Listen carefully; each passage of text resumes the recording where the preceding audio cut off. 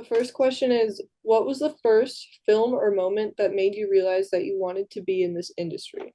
On a full movie level, I started to really become fascinated with film in the like around late 80s, early 90s, like when I saw Tim Burton did Batman, Yeah, and like the first Batman was a big deal for me. It was like I sort of couldn't believe that an entire world could be created like that. And then that made me want to research Tim Burton's work more. And, he did other things like Beetlejuice and things like that. yes. Tim Burton's my favorite director ever. Um, Yeah. So, I mean, so that's for me as a kid, I love hearing that from you too, by the way, but it is a dream come true to then like have worked with him. yeah. I never thought when I was a kid, I'm going to work with that person one day. Obviously that seemed ridiculous. Hmm. I didn't even think of it, that was even physically possible. And it took a long time, and then somehow our paths crossed on two movies now, or actually on Wednesday, and then on the Beetlejuice movie. That's insane. Yeah, we're very lucky. We're very lucky in that way. I never thought that would happen. So I think those were big visual inspirations for Hmm. me, where my imagination. So when I'm talking about dreaming, where my imagination could go places that I didn't know it could go. Yeah, he's the best when it comes to imagination, I feel like. But Oh, absolutely. so the second question is, what's something about your job that people outside the industry would never guess is important? I mean, okay, so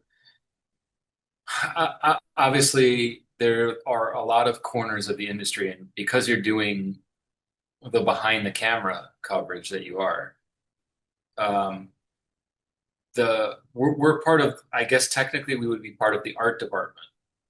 You could say that we're part of the art department or we're part of post production, but we specialize in main title design. So the title sequences that you see that introduce actors' names, also the name of the film, but more importantly, I think sometimes the entire prologue to a film or the introduction to the film itself needs a narrative framework, and that requires storyboarding sequences and things like that overlap quite a bit with visual effects, depending on how complicated the edit is itself. So Mhm. sometimes there's VFX, sometimes it's just editing. We do a wide range of that. But in terms of like something that maybe someone doesn't know, I think I'll just kind of go back to when I just didn't even know that there was a separate job for this. I mean, that's probably one of the most important things to say. And I know I mentioned that in the lecture Mhm. that you saw, but that was one of the things that really surprised me. It still surprised me to this day, to be honest with you, because you there are people that are my age that when they go see a movie, they just assume that it's all done by like the director and the editor or something like Mhm. that. They don't, and then when they see the long end crawl and all the names that come up at the end, they're like, oh my God, this many people worked on the movie. And Yeah. obviously my company is just like one of those names. Uh, um, or it's the company name and the people here that worked on it or whatever. Hmm. So I think one of the things that people wouldn't necessarily know about a lot of different corners of the industry, including the niche that we're in, is that there are jobs within jobs, Yeah. right? Like even within my area, there are specialists that are underneath this one part of production. So it's very funny how you can find your way to a specialty skill set by cultivating a passion for something. If you are naturally drawn to something, if you keep following that thread and trusting it slowly, and then suddenly you realize, oh my God, I actually really care about this thing. I didn't know that I would care about this thing. Um, so I feel like that is the thing that people wouldn't know is that there are specialties and then subspecialties and then subspecialties, Yeah. and that you can keep digging as deep as you want to find the way that you want to be um, creative on on an entire project like this. Yeah. Because odds are that if you're a creative person, you're going to find that one thing. And I just so happen to find it. I don't know if that fully answers It the does. question, but I think a lot. Yeah, that's kind of a weird answer, but it's true.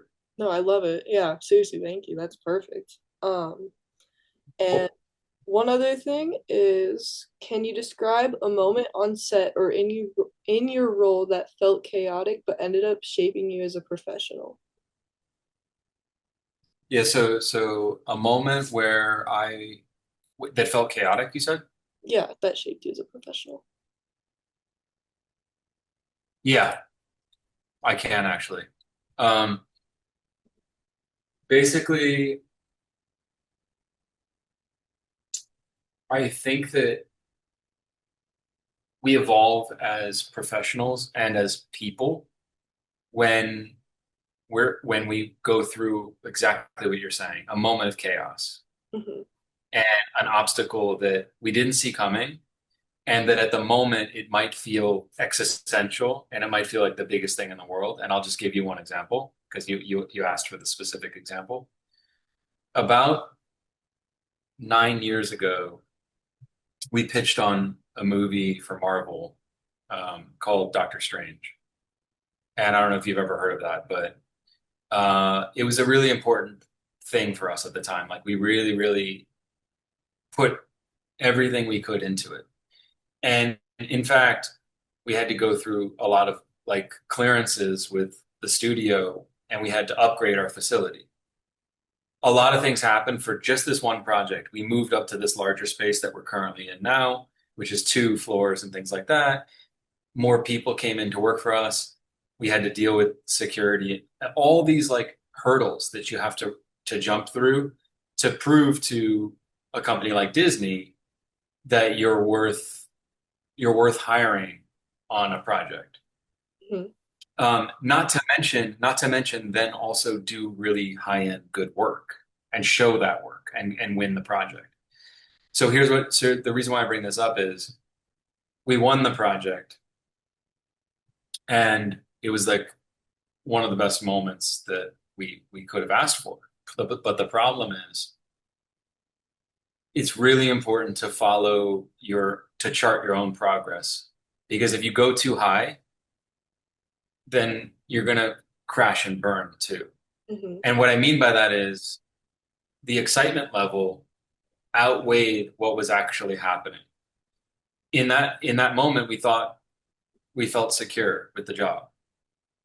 But within, I would say 6 weeks, the project was taken away from us. Completely taken away from us. Marvel took the job and they gave the project to a different studio. And the reasons for why this happened are not really like worth getting into. It's very complicated and like not really the point of your question. What I'm saying is we went from feeling really great and feeling like we had crossed this really big threshold as a company and we had proven ourselves to then going as like low as you could possibly go emotionally. And when that happened, it felt like I was like so pessimistic about everything. I just didn't even know if I wanted to do this anymore. Hmm. And then sure enough, a little bit of time went by. We started kind of crawling back from that and getting better and better work, better and better projects. And I think what it showed me is that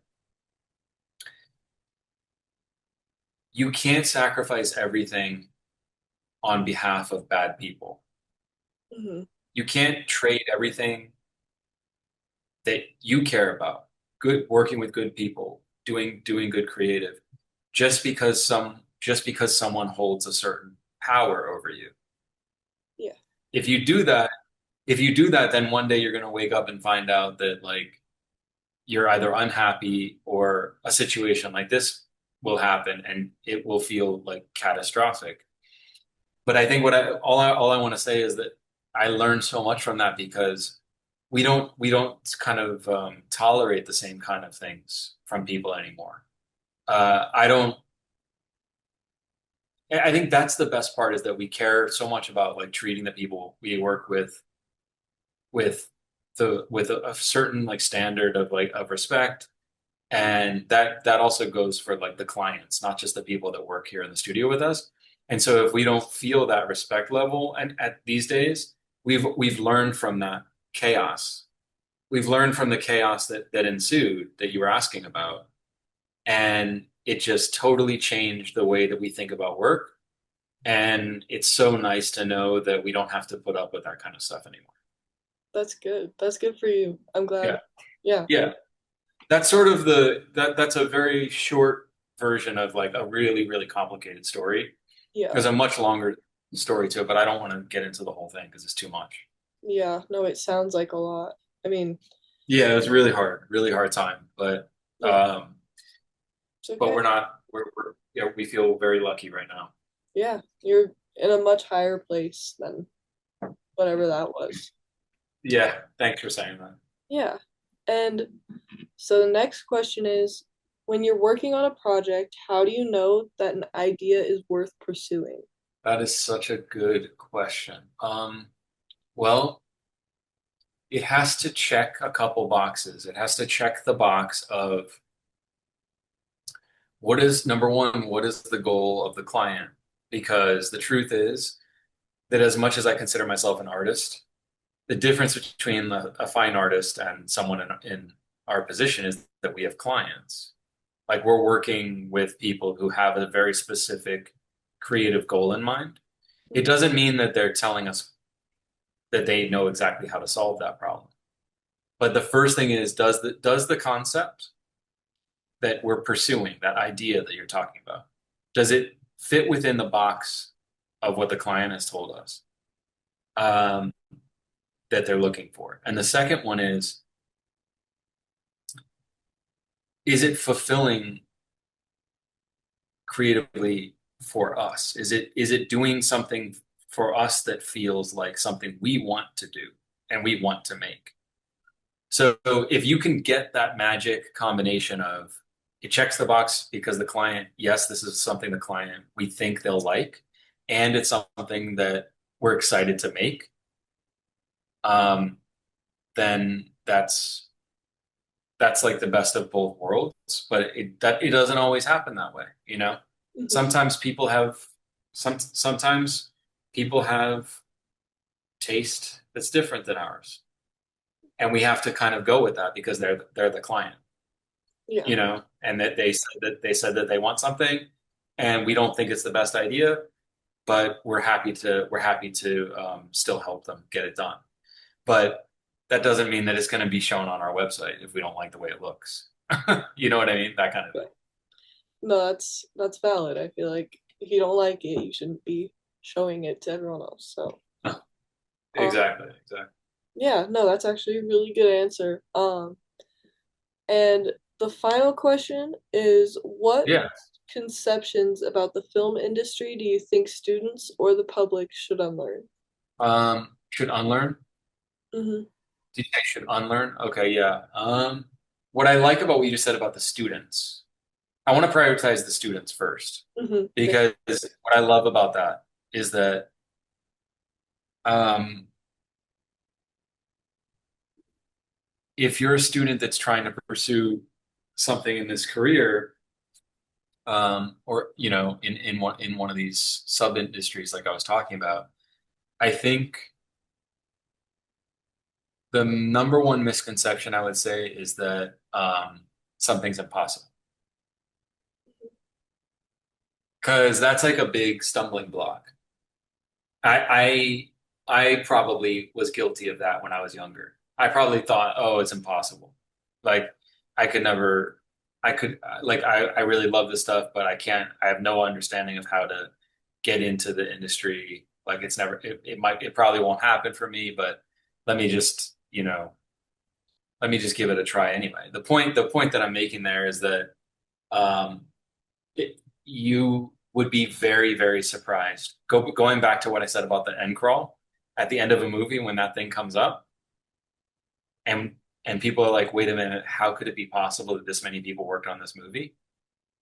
The weirdest part about that is that we've all seen this. The public and the students who go see movies, they all see that same thing going up at the end of the movie. And yet, sometimes, because of our own insecurities, we say something to ourselves like, "Oh, that's, it's impossible to like, if that's my dream, it's not going to happen or it's not likely."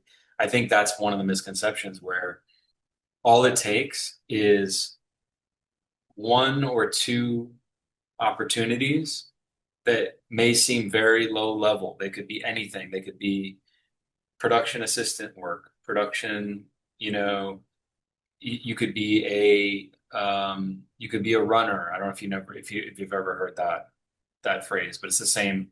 It kind of goes along with being a PA, and I've done that kind of work. But the point is, once you get your foot in the door anywhere, um, I do really, really strongly believe that if you care about something, if you care about pursuing something out here, that the opportunities are eventually limitless, even if it takes a little bit of time to get there. I really do feel like the sky is the limit. And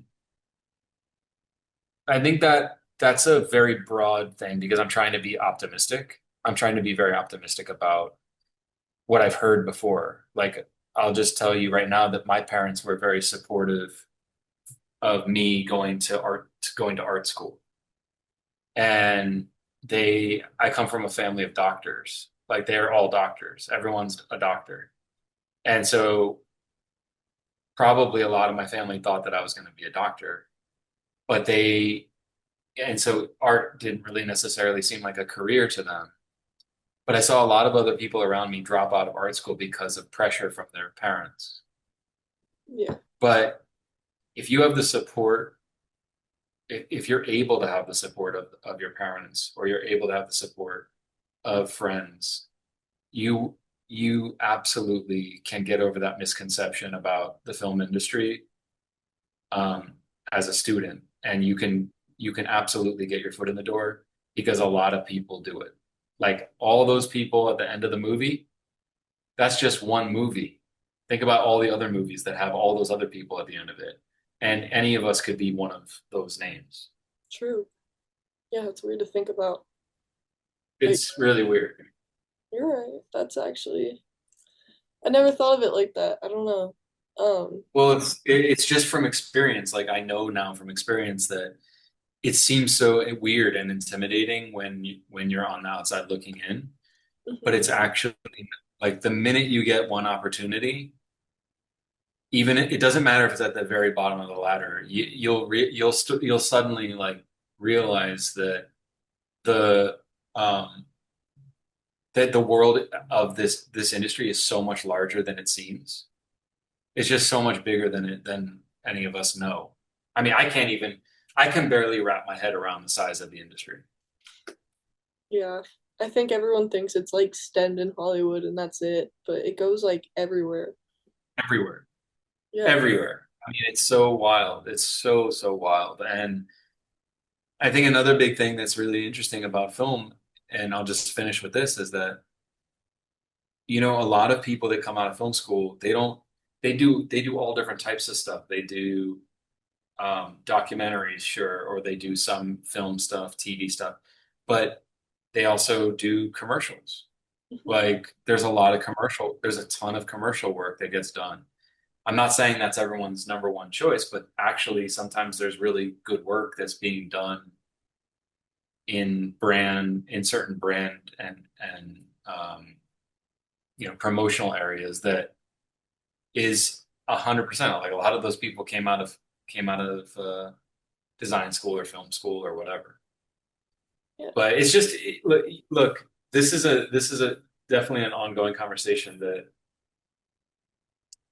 when you get closer to, I mean, what year are you again? I forgot.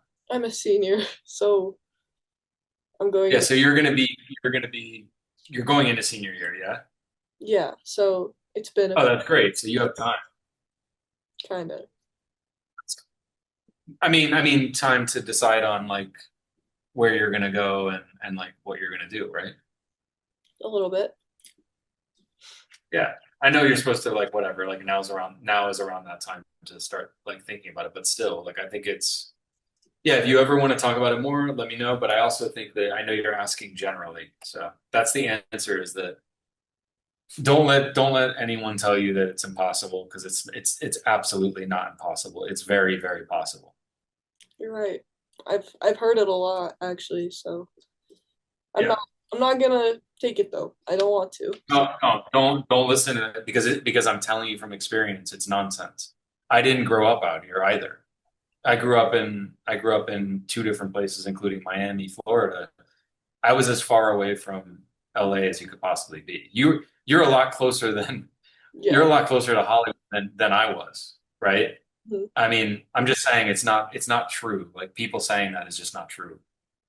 Yeah, So it's true. People don't know what they're talking yeah, about most of the time. they don't know what they're talking about at all. Hmm. Because I've heard that too. I heard that too growing up. I was like, but it's not the case.